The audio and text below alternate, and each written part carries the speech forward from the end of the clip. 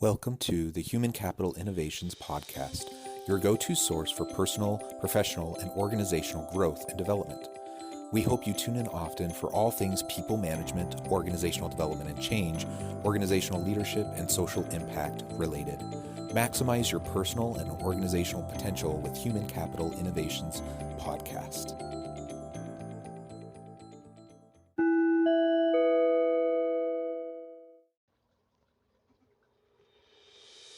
Welcome to the Human Capital Innovations Podcast.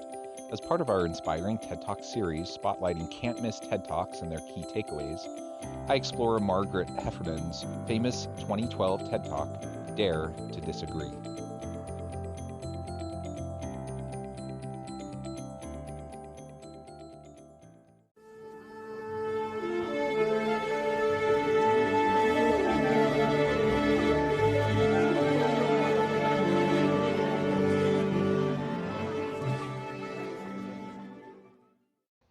Welcome back to the Human Capital Innovations Podcast. I'm excited to share Margaret Heffernan's famous 2012 TED Talk, Dare to Disagree.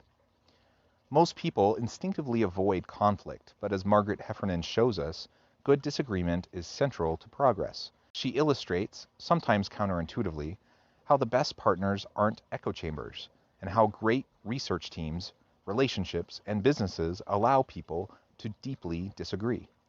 I'll catch you on the flip side of this first clip.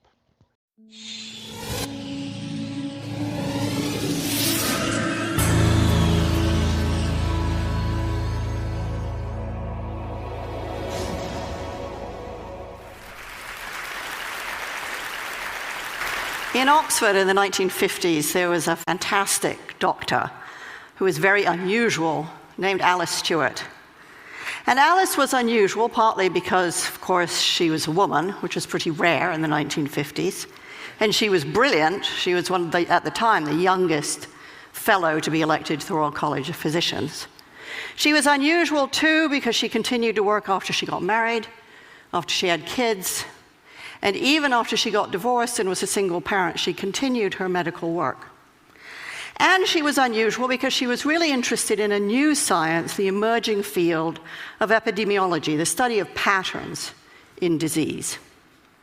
But like every scientist, she appreciated that to make her mark, what she needed to do was find a hard problem and solve it. The hard problem that Alice chose was the rising incidence of childhood cancers.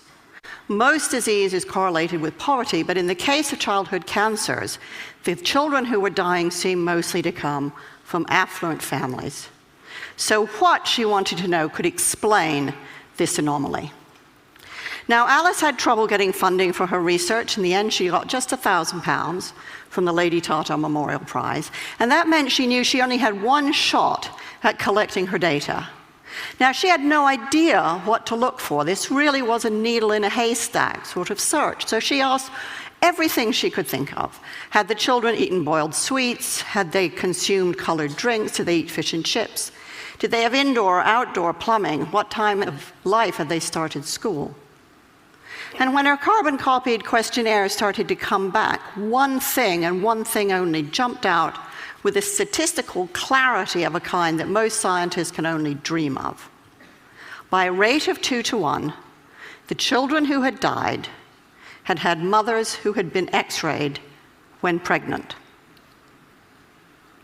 Now that finding flew in the face of conventional wisdom. Conventional wisdom held that everything was safe up to a point, a threshold. It flew in the face of conventional wisdom, which was huge enthusiasm for the cool new technology of that age, which was the X-ray machine. And it flew in the face of doctors' idea of themselves, which was as people who helped patients, they didn't harm them. Nevertheless, Alice Stewart rushed to publish her preliminary findings in The Lancet in 1956. People got very excited. There was talk of the Nobel Prize. And Alice really was in a big hurry to try to study all the cases of childhood cancer she could find before they disappeared. In fact, she need not have hurried. It was fully 25 years before the British and American medical establishments abandoned the practice of X-raying pregnant women.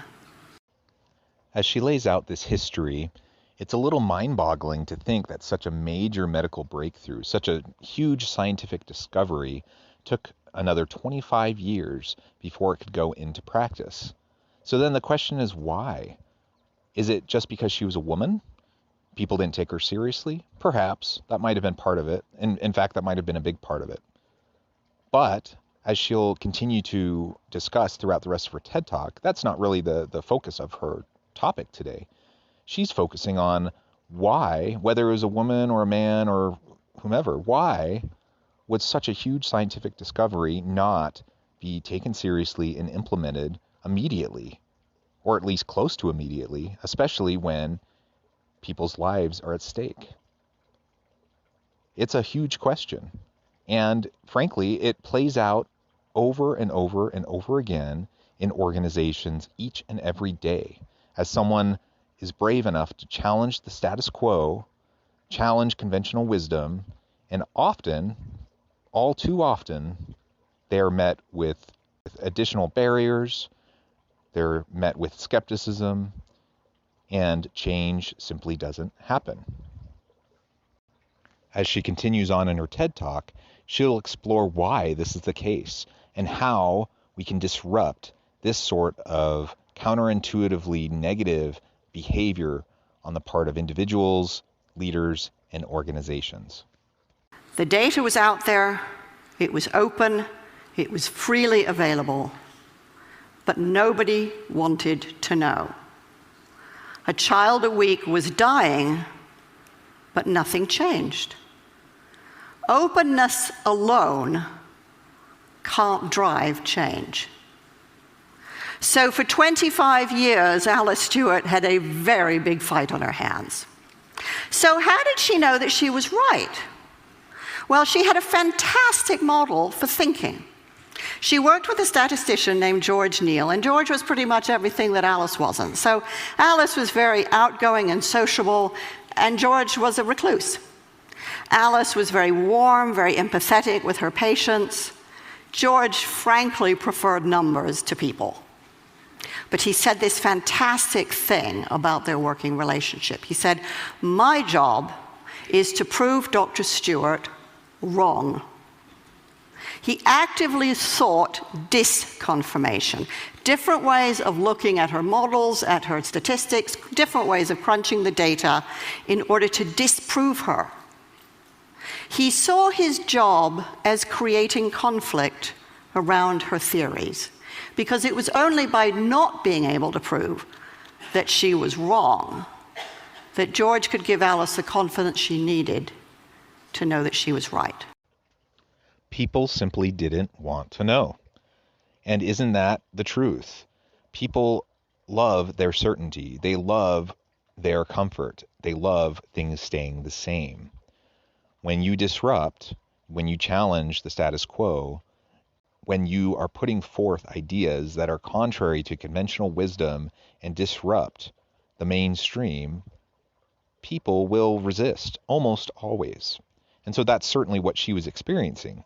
Now, I love how it talks about her partnership with a man who saw it as his purpose, as his role, his job to challenge her, to try to disprove her, to try to push her thinking so hard and to put holes into her arguments as to actually ensure that she was able to respond to every last critique, every last argument, and that she could feel confident that what she was proposing was actually the right thing. It's a fantastic model of collaboration.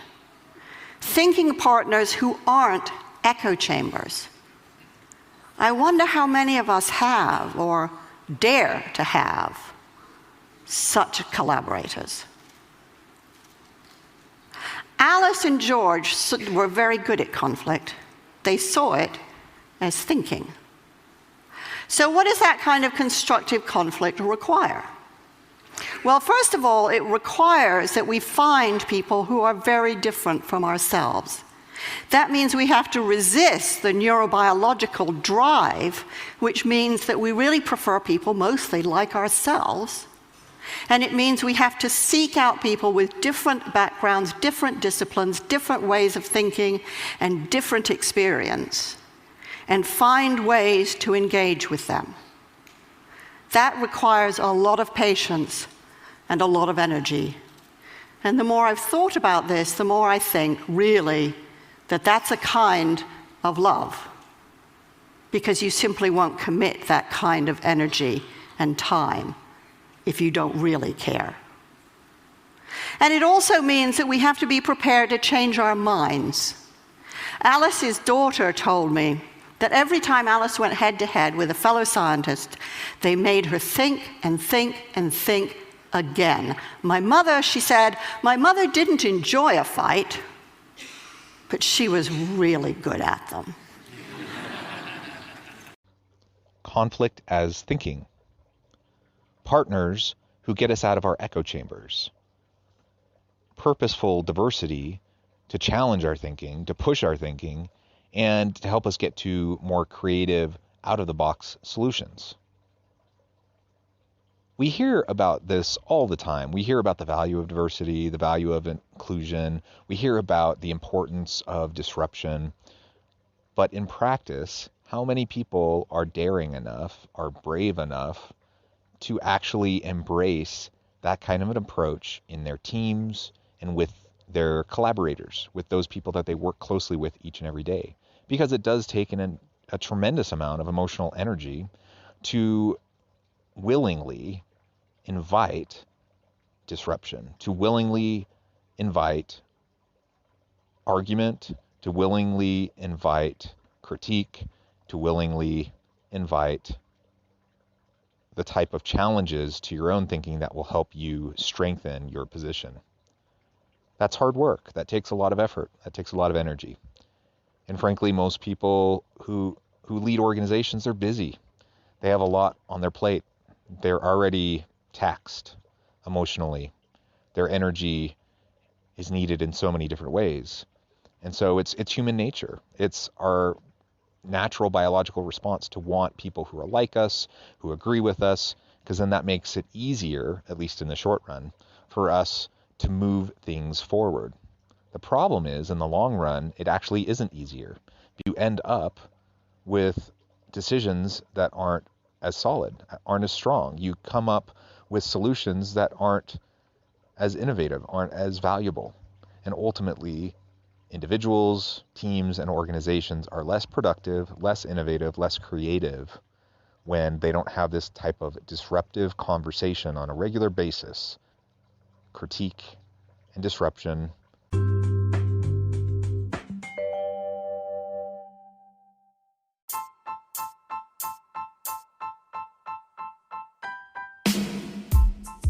The alchemy of truly remarkable leadership.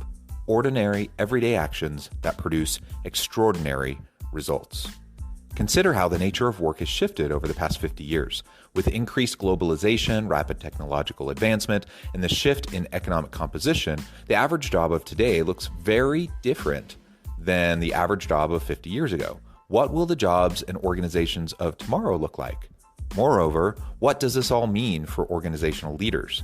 What are the core competencies and capabilities of organizations and their leadership that are prepared for continued disruption and geopolitical and socioeconomic shifts? Regardless of what the future holds, increasingly, leaders need to be socially minded, data-driven, decisive, champions of talent, and disruptors of the traditional notions of leadership, teams, organizations, and work. The alchemy of truly remarkable leadership will help you to explore your own leadership competencies and capabilities and consider ways to apply and implement them into your workplace and personal life.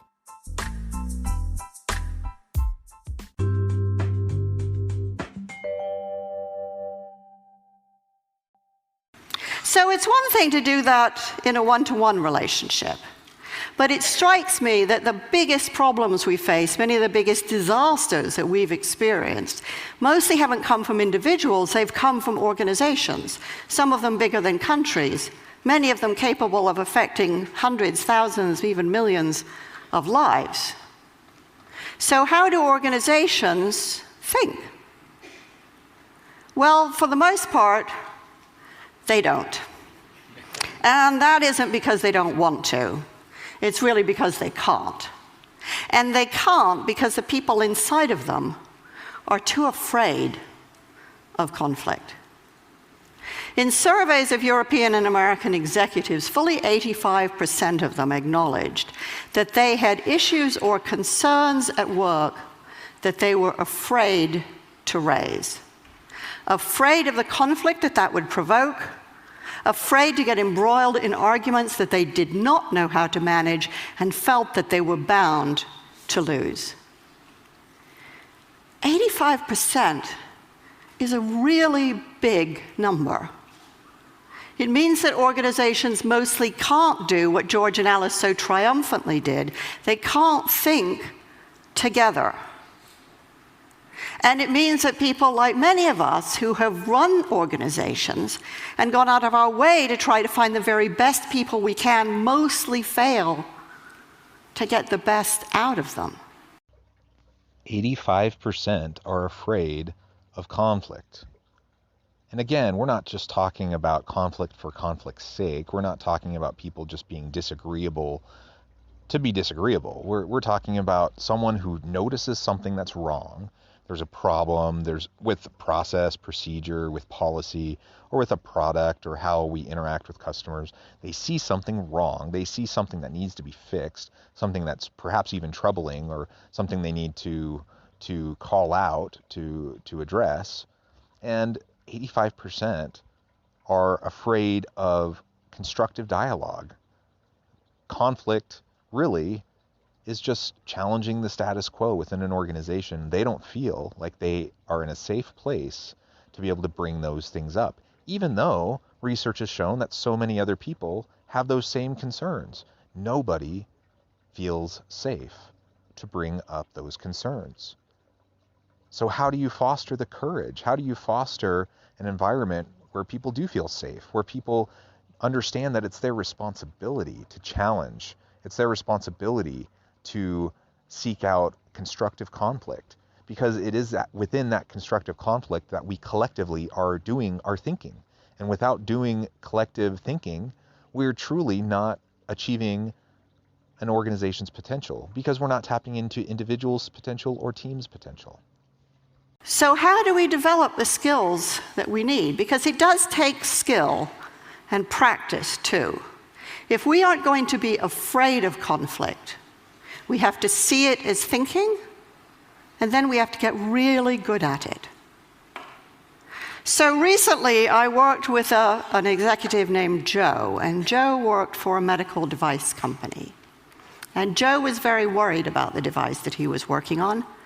He thought that it was too complicated, and he thought that its complexity created margins of error that could really hurt people. He was afraid of doing damage to the patients he was trying to help. But when he looked around his organization, nobody else seemed to be at all worried. So he didn't really want to say anything. After all, maybe they knew something he didn't. Maybe he'd looked stupid. But he kept worrying about it. And he worried about it so much that he got to the point where he thought the only thing he could do was leave a job he loved. In the end, Joe and I found a way for him to raise his concerns. And what happened then is what almost always happens in this situation. It turned out everybody had exactly the same questions and doubts. So now Joe had allies. They could think together. And yes, there was a lot of conflict and debate and argument, but that allowed everyone around the table to be creative, to solve the problem, and to change the device. Joe was what a lot of people might think of as a whistleblower, except that, like almost all whistleblowers, he wasn't a crank at all. He was passionately devoted to the organization and the higher purposes that that organization served. But he had been so afraid of conflict until finally he became more afraid of the silence. And when he dared to speak, he discovered much more inside himself, and much more given the system than he had ever imagined. And his colleagues don't think of him as a crank. They think of him as a leader. They think of him as a leader because he was leading. He was the only one willing to speak up, the only one willing to voice the concern. And lo and behold, when he spoke up, others came forward and said, yeah, I'm worried about that too. Yeah, that's a problem. We need to address that. But no one else was willing to step forward first. So by definition, he was a leader. That's amazing, and it shouldn't be so uncommon. Unfortunately, it's been my experience in most organizations that that is exactly what usually happens, particularly when people feel vulnerable, when they feel threatened, when they feel like their job could be on the line if they bring something up and challenge their boss, challenge their superiors, or in some way maybe do something that might make them look stupid. People only worry about looking stupid when you have an unsafe environment where people are punished for asking questions. Rather than staying quiet, we need to step forward. We need to challenge. I really like the idea of loyal dissent. It takes courage. It takes real commitment to an organization to look past the flaws of the people, the policies, the practices, procedures within that organization that you are committed to, that you love, that you are passionate about. It takes real commitment to be willing to disrupt, to dissent, and to challenge when you know you might get blowback, when you know that that might actually hurt your standing. So how do we have these conversations more easily and more often? Well, the University of Delft requires that its PhD students have to submit 5 statements that they're prepared to defend. It doesn't really matter what the statements are about. What matters is that the candidates are willing and able to stand up to authority. I think it's a fantastic system, but I think leaving it to PhD candidates is far too few people and way too late in life. I think we need to be teaching these skills to kids and adults at every stage of their development if we want to have thinking organizations and a thinking society. The fact is that most of the biggest catastrophes that we've witnessed rarely come from information that is secret or hidden. It comes from information that is freely available and out there, but that we are willfully blind to because we can't handle, don't want to handle the conflict that it provokes. But when we dare to break that silence, or when we dare to see, and we create conflict, we enable ourselves and the people around us to do our very best thinking. Open information is fantastic. Open networks are essential. But the truth won't set us free until we develop the skills and the habit and the talent and the moral courage to use it. Openness isn't the end. It's the beginning.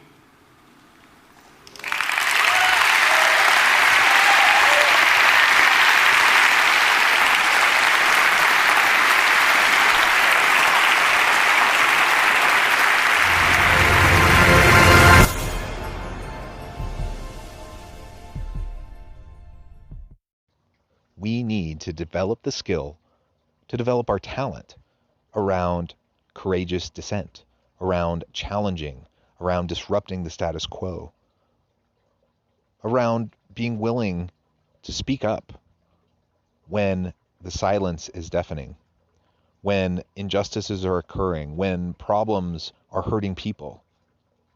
They don't have to be purposeful. They don't have to be intentional. But when we notice things, we have a responsibility to speak up. And we can learn how to do that constructively. We can learn how to do that in a way where people will listen, where we have a chance to lead. It doesn't need to be scary. We can create organizations that have a culture that encourages this type of behavior. It's not impossible, but it is difficult. We need to be willing to step forward and try. We need to reward honesty. We need to reward courageous input. We need commitment to collective thinking as we foster an inclusive environment that is safe for people to dissent, for people to challenge, for people to disrupt. As we can do that, organizations will thrive, we will reach our greatest potential, and organizations will as well. I hope you've enjoyed this TED Talk, Dare to Disagree. And as always, I hope you stay healthy and safe, that you can find meaning and purpose at work each and every day, and that you have a great week.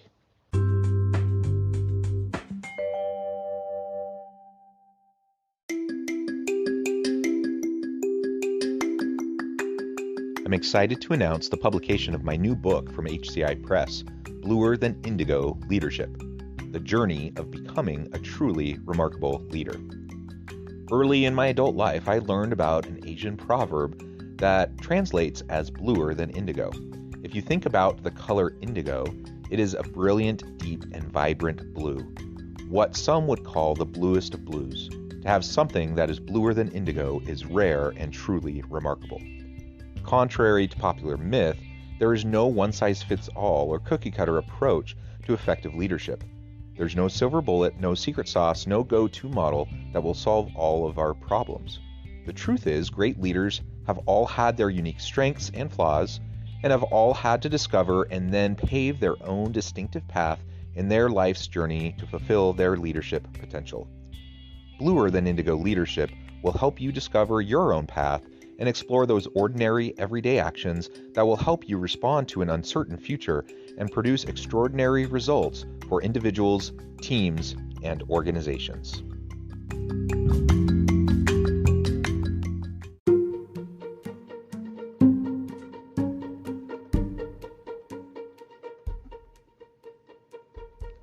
Check out Human Capital Innovations magazine, Human Capital Leadership. Human Capital Leadership is a free, interactive e-magazine with the mission to help individuals, leaders, and organizations find innovative approaches to maximize their human capital potential.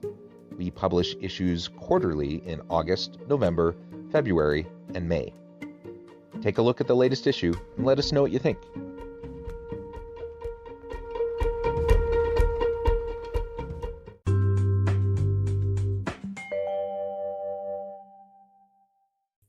Thanks again for joining us for this episode of the Human Capital Innovations Podcast. I hope you stay healthy and safe and that you have a great week.